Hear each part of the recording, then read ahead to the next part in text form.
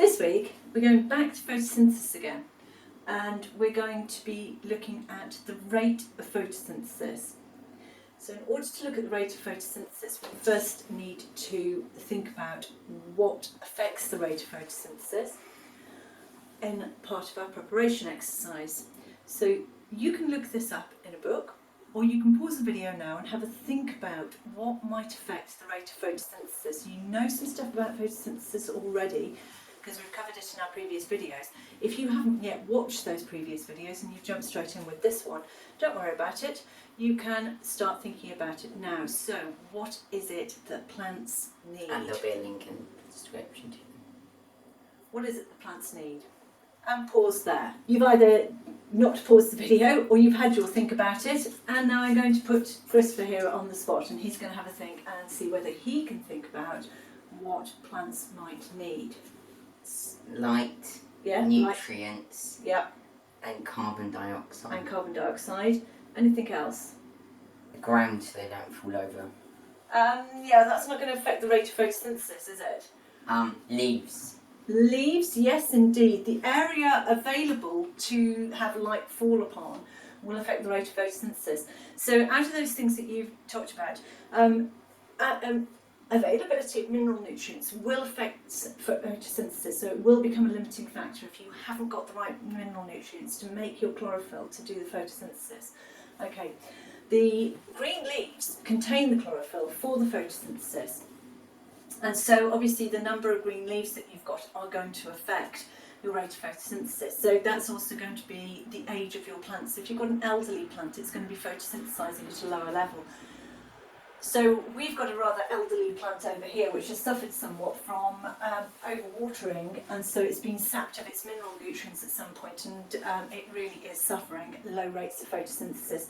Whereas we've got other plants that we've more recently brought or have got lots of green leaves, and their photosynthesis very, very fast. We're going to have a quick look at some of the effects of photosynthesis, but there's one that you haven't included yet, and it's something that I ask you to do on a regular basis out in the garden. It's a very skilled job in the garden, actually, getting the amount of this that you put onto your plants. Water, that's right. So we're going to use a water-based plant to measure the rate of photosynthesis, because we're going to have a look at the number of carbon dioxide bubbles it produces. Now, if you haven't already watched our previous videos, then it might be as well to have a look at it, because in previous videos we have actually talked about what the equation is for photosynthesis and what we know about photosynthesis by testing leaves for starch. So what plant is this? This one is called Elodia. Hello, dear, as well. Yes, sweetheart. The plant is called Elodia. Yeah, hello as well.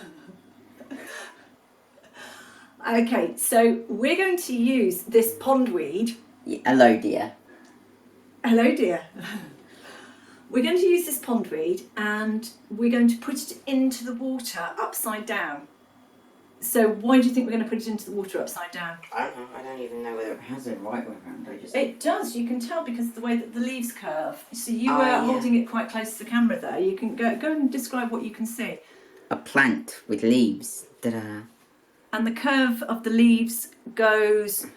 So that's the bottom of the plant. Yeah, that is. That's the bottom of the plant there at this end, and you can see that it goes that way, and you've actually got it mostly upside down. We're not going to use the whole length of that piece of Elodia.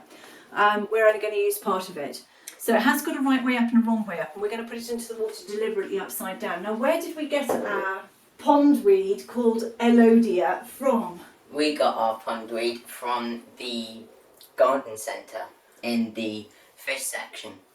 Okay, so any aquarium or pet shop that sells fish will probably have some pondweeds.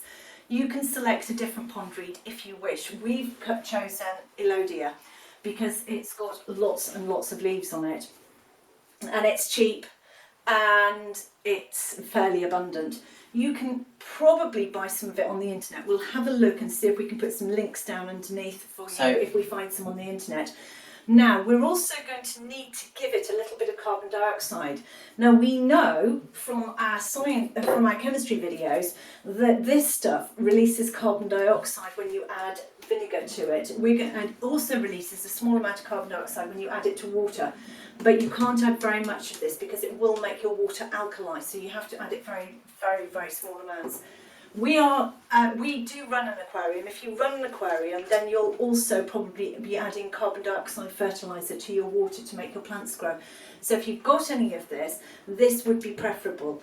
If you know somebody who keeps fish and you can get them to drop a little tiny bit in a little tiny bottle for you to let you have a bit, you want to apply it to your plant drop wise. I mean, seriously, it's only going to be a tiny drop of it that you need.